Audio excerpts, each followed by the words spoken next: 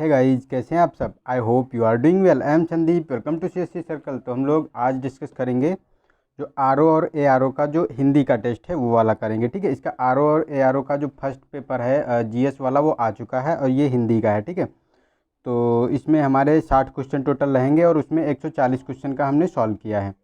तो हमारा ये पहला ही टेस्ट है हिंदी का और जीएस का पहला आ चुका है। इसके बाद हम सेकेंड टेस्ट अगले नेक्स्ट वीडियो में बात करेंगे। ठीक है, तो ये ध्येय आईएएस का टेस्ट सीरीज है, टेस्ट नंबर 1। तो इसमें देख लेते हैं और बहुत ही अच्छे इसमें क्वेश्चन इंक्लूड किए गए हैं। ठीक है, चलते हैं फर्स्ट क्वेश्चन पे। इसमें कहा गया निम्नलिखित में कौन सा विलोम त्रुटिपूर्ण है, तो ये बताना है। फर्स्ट है कि उन्मेष का अन्मेष है या फिर लब्धि का विलब्धि है और आगत का विगत, समस्या का समाधान। तो इसका ये गलत है, जो उन्मेष का अन्मेष लिखा हुआ ये गलत है, क्योंकि उन्मेष का मेष होता, मेष का उन्मेष होता है, ना कि अन्मेष। ठीक है, तो ये हमारा सही हो गया इसका। चलते हैं नेक्स्ट क्वेश्चन पे। इसमें कहा गया है कि निम्नलिखित मतलब रिद्धि का विलोम बताना है कौन सा है। तो फर्स्ट ए ऑप्शन है सिद्धि, बी है विपन्न और सी है निषिद्ध और डी है प्रसिद्ध। तो इसका बी ऑप्शन सही है। रिद्धि का जो विलोम होता है वो विपन्न होता है। चलते हैं नेक्स्ट में। नेक्स्ट में कहा गया है कि च्युत का विलोम बताना है, च्युत का। तो इसका फर्स्ट है संयुक्त होता है, बी है मंद है या वियुत है, सी ऑप्शन डी है तीव्र। तो इसका ए ऑप्शन सही है, ये संयुक्त होता है, च्युत का संयुक्त होता है। ठीक है, चलते हैं नेक्स्ट क्वेश्चन पे। इसमें कहा गया कि यति का विलोम है। तो यति के विलोम के बारे में बताना है कि फर्स्ट ए ऑप्शन है अपयति होता है, बी है युयुत्सा होता है या फिर अनियति होता है या फिर गृहस्थी होता है। तो इसका ऑप्शन डी सही है, गृहस्थ होता है, यति का गृहस्थ होता है। नेक्स्ट है कि धृष्ट का विलोम शब्द है। तो धृष्ट का ए ऑप्शन अधीर, बी है विनीत, सी है कुधृष्ट और डी है अधृष्ट। तो इसका बी ऑप्शन सही है, विनीत होता है इसका। नेक्स्ट है कि उद्विग्न का विलोम बताना है। तो उद्विग्न का विलोम होता है, फर्स्ट है विहीन, बी है सर्वनिष्ठ, सी है प्रकट और डी है निश्चित। तो इसका ऑप्शन डी सही है, निश्चित है उद्विग्न का। नेक्स्ट है कि झंझकृत का विलोम बताना है। तो ए ऑप्शन है शांत, बी है निस्तब्ध और निस्तब्ध, सी ऑप्शन है प्रगामी और डी है प्रकट। तो इसका बी ऑप्शन सही है, निस्तब्ध जो होता है झंझकृत का विलोम शब्द होता है। नेक्स्ट क्वेश्चन पे चलते हैं। तो इसमें निम्नलिखित में से कौन सा विलोम युग्म त्रुटिपूर्ण है, ये बताना है। तो सौम्य का उग्र ए ऑप्शन, बी है मौन का मुखर, सी है प्रमथ का पाद और डी है पीत का कृष्ट। तो सी ऑप्शन सही है, ये गलत है, प्रमथ का पाद नहीं होता है और ये सौम्य का उग्र है, मौन का मुखर है, पीन का कृष्ट है, ये तीनों सही हैं। चलते हैं नेक्स्ट क्वेश्चन पे। इसमें शुद्ध सिद्धि का विलोम पूछा गया है, कौन सा है। तो फर्स्ट है साधक है, बी है उग्र है, सी है निषिद्ध है, डी है विसिद्ध है। तो इसका ए ऑप्शन सही है, जो साधक है ये जो सिद्धि का विलोम होता है। ठीक है, चलते हैं नेक्स्ट पे। नेक्स्ट में ग्रहित का विलोम पूछा गया है। ठीक है, ग्रहित का विलोम पूछा गया है इसमें, तो देख लेते हैं ग्रहित का विलोम। इसमें कहा गया है ग्रहित के विलोम के बारे में, हाँ ग्रहित के विलोम के बारे में बताया गया है कि कौन सा है। तो ये पहला है बाध्य है, फिर बी है मुक्त है, सी है व्यक्त है और डी है ग्रहण है। तो जो ये ग्रहित का विलोम होता है वो सी है ऑप्शन, व्यक्ति से व्यक्त बोलते हैं, ग्रहित का व्यक्त होता है। ठीक है, नेक्स्ट पे चलते हैं। निम्नलिखित में से एक विशेषण शब्द है, ये बताना है। तो ए ऑप्शन है मौलिक, बी है भागवत, सी है परस्पर और डी है विनय। तो इसका ए ऑप्शन सही है, जो मौलिक है ये विशेषण है और ये सभी जो ये नाउन है। चलते हैं नेक्स्ट क्वेश्चन पे। एक ही वर्तनी शुद्ध है, ये बताना है कौन सी है वो शुद्ध है। तो फर्स्ट ए एक अशुद्ध है, अशुद्ध के बारे में बताना है। तो ए है अधीन, बी है आध्यात्मिक, सी है आनुषंगिक और सी है सस्य श्यामला। तो ये गलत है, सस्य श्यामला में जो सा होता है ये वाला सा होता है। ठीक है, और ये गोल वाला सा नहीं इसमें होता है, ये सलजम वाला सा नहीं होता है। ठीक, ये सपेरा वाला सा होता है। ठीक है, सस्य श्यामला में। और ये अनुषंगिक बिल्कुल सही है, अधीन भी सही है, आध्यात्मिक भी सही है। ठीक है, चलते हैं नेक्स्ट क्वेश्चन पे। इसमें एक ही वर्तनी शुद्ध है, ये बताना है कि कौन सी है। तो कुतूहल है या फिर कवियत्री है या कैलाश है या कृत्य है। तो इसका ऑप्शन जो सही है ये डी सही है, कृत्य जो है ये सही है। और कवित्री का कवियत्री होता है, कुतूहल का कौतूहल होता है, कैलाश में जो ये जो सलजम वाली शाह है ये नहीं होती है, यहाँ पे आपको जो है सपेरा वाली शाह देखने को मिलती है। ठीक है, चलते हैं नेक्स्ट क्वेश्चन पे। एक ही वर्तनी शुद्ध है ये अशुद्ध है ये बताना है, कौन सी है? तो अशुद्ध निरीक्षण है, ए ऑप्शन, बी है निवृत्ति है, और सी है नुपुर है, डी है पुष्करणी है। तो ये डी ऑप्शन गलत है, इसमें पुष्करणी ये नहीं होता, पुष्करणी होता है, ना कि पुष्करणी। ठीक है, और ये निरीक्षण, नुपुर और निवृत्ति ये तीनों सही हैं। चलते हैं नेक्स्ट क्वेश्चन पे। इसमें एक अशुद्ध वर्तनी पूछी गई है सॉरी। फर्स्ट है वाल्मीकि, बी है वांछनीय, सी है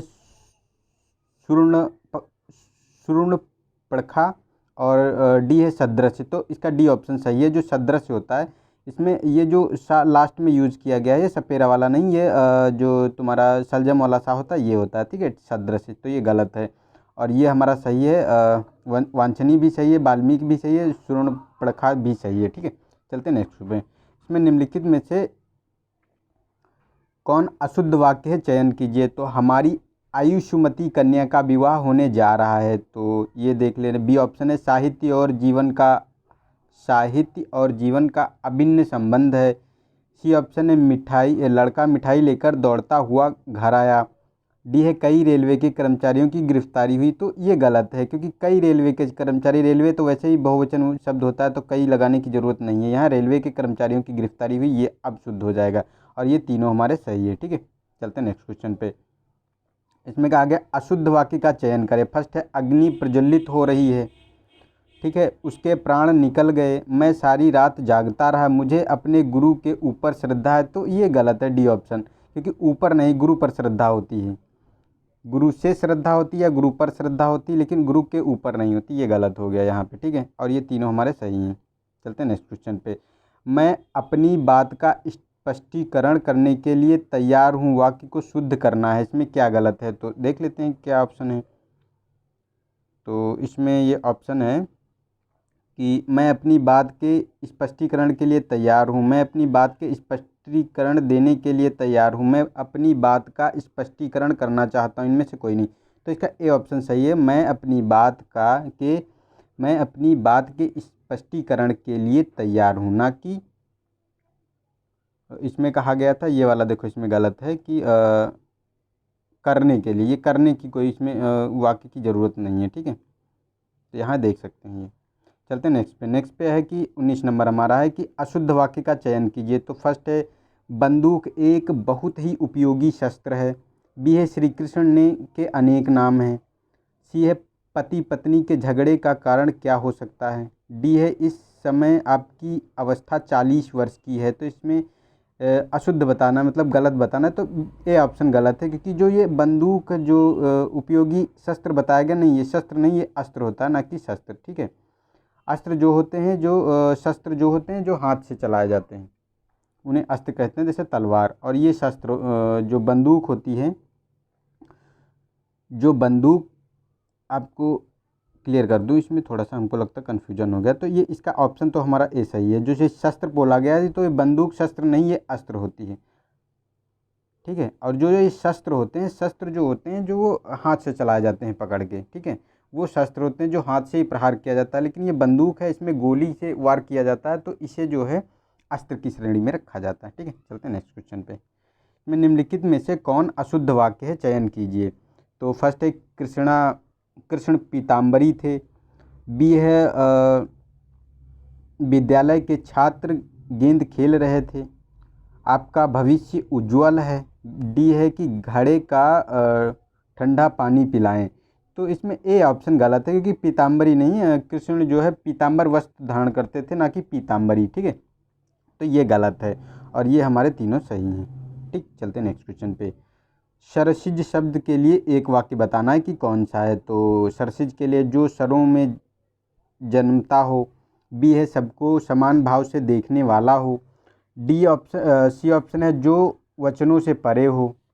ठीक है, और डी ऑप्शन है आशा से तीत हो। तो इसका ए ऑप्शन सही है। जो सरसिज होता है जो सरों में जन्मता है, जो सरों में जन्मता है उसे सरसिज कहते हैं। और जो ये सबके मनों को भावने वाला, तो ये समदर्शी होता है।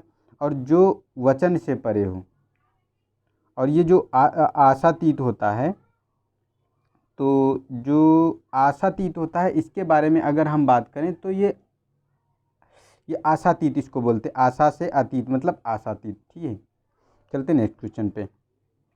इसमें कहा गया कि घुटने तक बाँह वाला के लिए एक शब्द है, तो ए ऑप्शन है अजान बाहु, बी है लंबोदर, सी है अजय और डी है अजानुबाहु। तो इसका डी ऑप्शन सही है। देखो इसमें कंफ्यूज नहीं होना, अजान बाहु और अजानुबाहु, क्योंकि अजानुबाहु होता है ना कि अजानुबाहु। ठीक है, चलते नेक्स्ट क्वेश्चन पे। इसमें जिसे प्राप्त ना किया जा सके के लिए एक शब्द है, तो ए ऑप्शन है अलभ्य, बी है अनुपलभ्य, सी है अप्राप्य, डी है दुर्लभ। तो इसका ए ऑप्शन सही है, अप्राप्य होता है जिसे प्राप्त ना किया जा सके।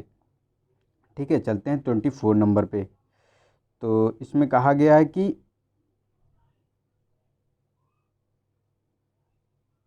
वह स्त्री जो पुरुष से प्रेम करती हो वाक्य के लिए उपयुक्त शब्द है, तो इसका है ए ऑप्शन पुरुंदरी, या बी ऑप्शन परित्यक्ता, सी है परकीया, या डी है अवीरा। तो इसका सी ऑप्शन है परिकीरा। वह स्त्री जो पुरुष से प्रेम करती है उसे परकीया कहते हैं। ठीक है, चलते हैं नेक्स्ट क्वेश्चन पे। नीचे की ओर मुंह किया हुआ वाक्य के लिए उपयुक्त शब्द है, तो ए ऑप्शन है अभिमुख, बी है अधोमुख और सी है अध्यूड़ा और डी है अधभ्य। तो इसका बी ऑप्शन सही, अधोमूढ़। जो नीचे की ओर मुख किए होता है उसे अधोमूढ़ कहते हैं। चलते हैं नेक्स्ट क्वेश्चन पे। इसमें निम्नलिखित युग्मों में से कौन एक बेमेल है बताना है, तो वह लड़की जिसका विवाह होने को है वैवाहिकी, बी है कि जो थके नहीं अथक, सी है जो जाना ना गया हो अनावगत, और डी है कि जिसकी सारी कामनाएं पूर्ण हो चुकी हो अंकेक्षक। तो डी ऑप्शन सही नहीं है कि ये तो जो अंकेक्षक होता है ये नहीं होता है उसकी सारी कामनाएं पूरी हो चुकी हैं, ये होता है कि जो लेखा जोखा मतलब हिसाब किताब की जो जांच करता है उसे अंकेक्षक कहते हैं। ठीक है, तो ये गलत हो गया। और ये जो मतलब वह लड़की जिसका विवाह होने को हो वो वैवाहिकी होती है, जो थके ना नहीं उसे अथक कहते हैं, और जो जाना ना गया हो उसे अनावगत कहते हैं। ठीक है, चलते हैं नेक्स्ट क्वेश्चन पे। औदार्य दाता के संबंध में एक वाक्य कौन सा है ये बताना है। जो उदारता दिखाता हो, बी ऑप्शन जो उदारता न दिखाता हो, सी जो दान करता हो, डी जो सब कुछ उदारता से देना चाहता हो। तो डी ऑप्शन सही है, जो सब कुछ उदारता से देना चाहता हो उसे औदार्य दाता कहते हैं। ठीक है, चलते हैं नेक्स्ट क्वेश्चन पे। चिरकाल तक बना रहने वाला वाक्य के लिए उपयुक्त शब्द है, तो ए ऑप्शन है चिरस्थायी, बी है चिरंजीवी, सी है कि क्षणिक और डी है आजीवक। तो इसका ए ऑप्शन सही है, चिरंजीवी। इसे ही चिरकाल तक जो बना रहता है उसे चिरस्थायी कहते हैं। ठीक है, और चिरकाल तक जीवित रहने वाला उसे चिरंजीवी कहते हैं। ठीक है, चलते नेक्स्ट क्वेश्चन पे।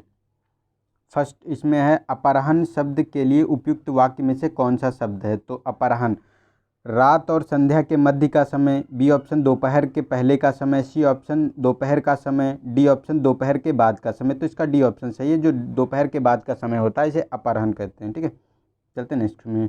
नेक्स्ट है कि अंशकालिक शब्द के लिए अंशकालिक के संबंध में कौन सा एक वाक्य सत्य है। जो आधी अवधि तक कार्य करे, जो कुछ समय तक के लिए नियुक्त हो, सी है जो उसी समय में हो, जो पूरी अवधि तक कार्य करे। तो इसका ऑप्शन बताना है कि कौन सा सही है, तो बी ऑप्शन इसका सही है हमारा। जो कुछ समय तक के लिए नियुक्त हो उसे अंशकालिक कहते हैं। ठीक है, चलते हैं नेक्स्ट क्वेश्चन पे। निम्नलिखित शब्दों में से कौन सा एक तत्सम शब्द नहीं है ये बताना है, तो फर्स्ट है भांजा, बी है भगनी और सी है श्वासुर और डी है सपत्नी। तो इसका ए ऑप्शन सही है, जो भांजा है ये तत्सम शब्द नहीं है, ये तद्भव शब्द है, और भांजा का जो तत्सम शब्द होता है वो भगनीय होता है। ठीक है, चलते हैं नेक्स्ट क्वेश्चन पे। इसमें है कि नीचे दिए गए तत्सम तद्भव शब्द युग में से कौन सा एक त्रुटिपूर्ण है ये बताना है, तो बपन बोना, बी है मसण मक्खन और सी है विकार बिगाड़, डी है दक्षिण दाहिना। तो इसका बी ऑप्शन सही है, क्योंकि जो मक्खन का जो तत्सम शब्द होता है ये मसण नहीं होता है, ये मंथन होता है या फिर मृक्षण होता है। ठीक है, मंचन या मच्छण होता है। ठीक है, तो ये गलत है हमारा और ये तीनों सही हैं। चलते नेक्स्ट पे। नेक्स्ट में निम्नलिखित में से शब्दों में से कौन एक तद्भव शब्द है, तो ये बताना है, तो ए ऑप्शन है नयन, बी है नक्र, सी है नब्बे नब्बे और डी है नींबू। तो इसका डी ऑप्शन सही है, नींबू, क्योंकि नींबू का जो तत्सम शब्द होता है उसे निम्बक बोलते हैं। ठीक है, निम्बक तत्सम होता है, नींबू तद्भव होता है। और ये नयन, नक्र और नव्य, ये तीनों जो है तत्सम शब्द हैं। चलते हैं नेक्स्ट पे। नेक्स्ट में कहा गया करेला का तत्सम शब्द है करवेल, बी है करावेल, सी है कारवेल और डी है कारवेली। तो इसका सी ऑप्शन है कारवेल, जो होता है करेला का तत्सम रूप होता है। नेक्स्ट, नीचे दिए गए तत्सम तद्भव शब्द युग्मों में से कौन सा एक त्रुटिपूर्ण है? तो फर्स्ट है कि नारिकेल नारियल का, और उल्लास हुलास, हरिद्रिका हल्दी और धतूरा धातुरा। तो डी ऑप्शन ये सही नहीं है, क्योंकि जो धतूरा होता है धतूरा होता है, इसमें जो ये धातुरा नहीं होता है, धतूरा होता है। ठीक है, ये जो धातुरा लिखा हुआ ये गलत है, धतूरा होता है। ठीक है, धतूरा होता है। तो हमारा डी ऑप्शन सही होगा। और उल्लास का उल्लास होता है, नारिकेल का नारियल होता है, हरिद्रिका का हरदी होता है। ये तीनों सही हैं। चलते हैं नेक्स्ट पे।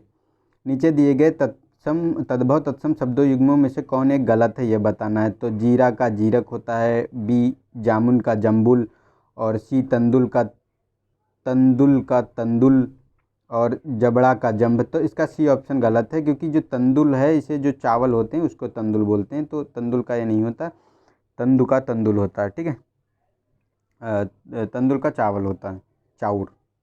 ठीक है, चलते हैं नेक्स्ट पे। नीचे दिए गए तद्भव शब्द युग्म में से कौन सा सही है, ये बताना है। तो पान का तांबुल, तो सही बताना है इसमें। तो और तांबा का ताम, सी का दीठ या दीष्ट और तोंद का तुंद। तो इसका ऑप्शन जो है ए सही है, पान का तांबुल होता है। ठीक है, और ये गलत हैं सारे। चलते हैं नेक्स्ट पे। नेक्स्ट इसमें है कि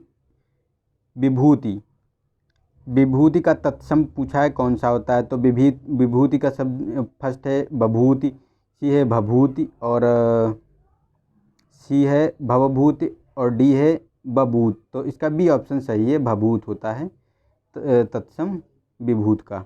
नेक्स्ट, नीचे दिए गए तद्भव तत्सम शब्द युग्म में से कौन गलत है, ये बताना है। तो सड़ का साण होता है, बी है सुआ का सुख है और सी है सुथरा का सुस्थिर है, सोता का श्रोता है। तो ए ऑप्शन गलत है, क्योंकि वृषभ का साण होता है, ना कि सड़ का साण। ठीक है, सड़ मीन्स तो भंवरा होता है। और ये तीनों सम्मिलित हैं हमारे। चलते हैं नेक्स्ट पे। नीचे दिए गए तद्भव शब्द युग्मों में से कौन गलत है, ये बताना है।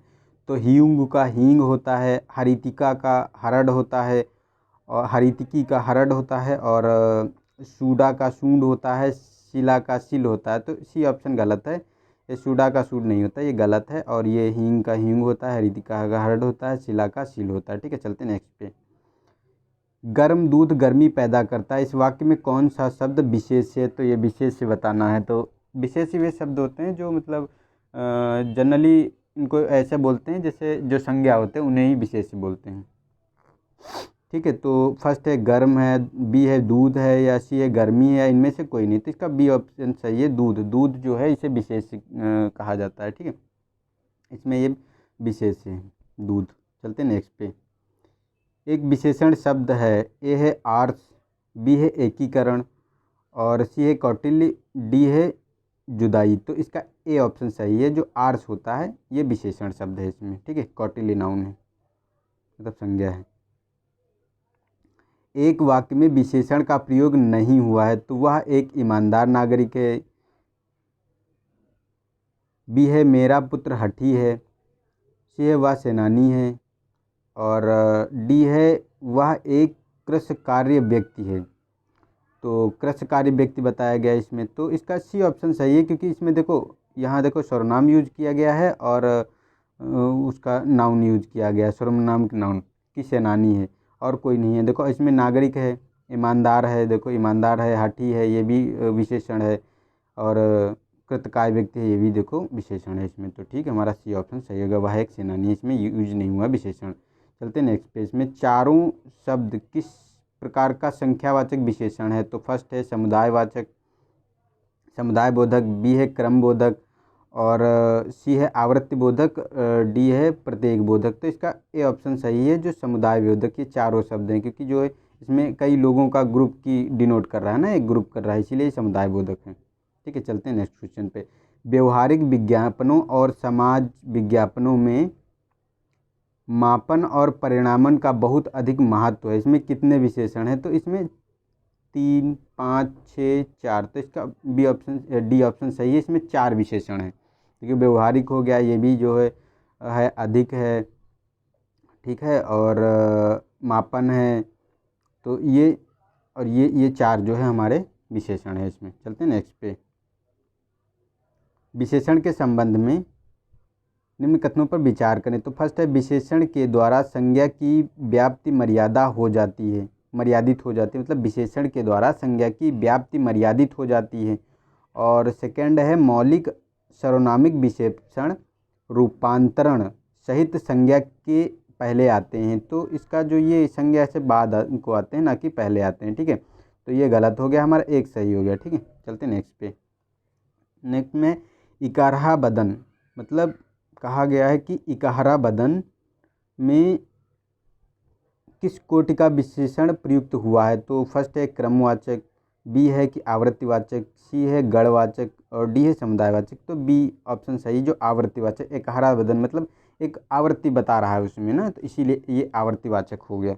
ठीक है, चलते नेक्स्ट पे। नेक्स्ट पे कहा गया, निम्नलिखित में से किस एक वाक्य में प्राविशेषण का प्रयोग नहीं किया गया है। तो फर्स्ट है, सैनिक बड़े साहसी होते हैं, बी रमा अत्यंत सुंदर है, सी वह नौकर नहीं आया और तुम्हारा कोट गहरे नीले रंग का है। तो इसमें बताना है कि प्राविशेषण कौन सा है, तो इसके बारे में हमको बताना है। तो इसका जो सी ऑप्शन है, इसमें प्राविशेषण कोई यूज नहीं हुआ है, कि वह नौकर नहीं आया, इसमें कोई प्राविशेषण यूज नहीं हुआ। और देखो कोट तो गहरे नीले रंग का, इसमें ये प्राविशेषण है। बड़े साहसी, बड़े देखो प्राविशेषण, अत्यंत ये भी प्राविशेषण है। ठीक है, तो इसमें कोई प्राविशेषण यूज नहीं हुआ है कि वह नौकर नहीं आया। चलते नेक्स्ट में। विधेय विशेषण आते हैं। तो फर्स्ट है, विशेषण और क्रिया के बीच में, बी है विशेषण से पूर्व, क्रिया के बाद और सहायक क्रिया के पहले, इनमें से कोई नहीं। तो इसका ऑप्शन ए सही है, जो विधेय विशेषण होते हैं ये विशेषण और क्रिया के बीच में आते हैं। ठीक है, नेक्स्ट में चलते हैं। निम्नलिखित में से कौन सा एक विशेषण नहीं है। तो फर्स्ट है साप्ताहिक, बी है नागरिक और सी है सुखी और डी है प्यास। तो ये प्यास जो है विशेषण नहीं है, और नागरिक, साप्ताहिक, सुखी ये तीनों विशेषण हैं। चलते नेक्स्ट पे।